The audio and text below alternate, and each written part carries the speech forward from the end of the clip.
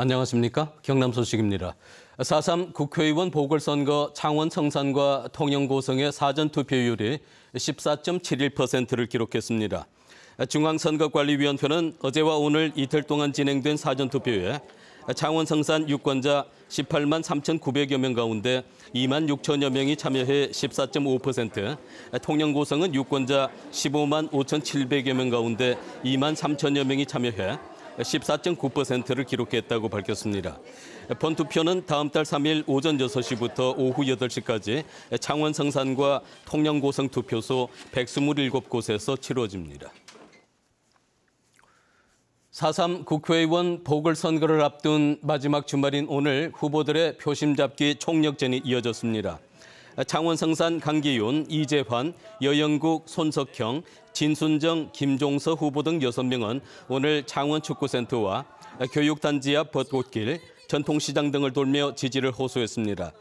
통영 고성 양문석, 정점식 후보도 현지를 찾은 당대표들의 지원 속에 마지막 부동층 잡기에 나섰고 대한애국당 박청정 후보는 연설회 등으로 얼굴을 알렸습니다. 진해 군항제 전야제를 하루 앞둔 오늘 창원시 진해구 여좌천과 경화역 등에는 만개한 벚꽃을 즐기는 나들이객들로 북적였습니다. 오늘부터 진해 군항제 축제장을 오가는 무료 셔틀버스 운행이 시작됐고 창원 기지사령부와 해군 사관학교 등 군부대도 일반에게 개방됐습니다. 진해 군항제는 내일 저녁 개막식을 시작으로 다음 달 10일까지 여좌천 별빛 축제와 속천항 해상 불꽃쇼, 공군 에어쇼 등 다양한 행사가 펼쳐집니다. 지난 28일 새벽 창원에서 2명의 사상자를 내고 달아난 무면허 뺑소니 운전자 31살 김모 씨를 경찰이 사흘째 쫓고 있습니다. 창원 서부경찰서는 운전자 김 씨가 사고 현장에 차를 버린 채 달아난 뒤 휴대전화를 끄고 잠적했다며 사흘째 행방을 쫓고 있다고 밝혔습니다. 김 씨는 지난 28일 새벽 3시쯤 창원역 앞 횡단보도에서 50대와 60대 대리운전기사 2명을 치어 한 명은 숨지게 하고 한 명은 중태에 빠뜨린 혐의를 받고 있습니다. 지난해 10월 합천을 찾아 일본의 과거에 대해 무릎 꿇고 사죄했던 하토야마 유키오 일본 전 총리가 오늘 거창의 한 고택에서 동아시아 국가 관계에 대한 강연회를 열었습니다. 하토야마 전 총리는 강연회에서 일본군 위안부 문제에 대해 다시 사죄한다며 지난 2015년 한일 위안부 합의에 불가역적 해결이라는 문구가 포함된 것에 대해 한국 국민들이 도저히 납득할 수 없었을 것이라고 말했습니다.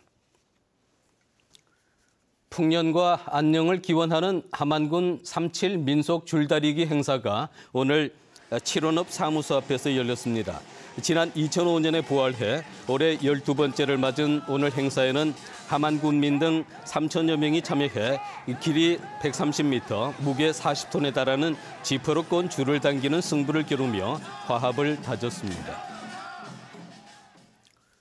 4강 진출에 1승만을 남기고 있던 프로농구 창원 LG가 부산 KT에 2연패를 당하며 5차전을 치르게 됐습니다. LG는 오늘 부산에서 열린 6강 플레이오프 4차전에서 KT에 79대 95로 역전패했습니다.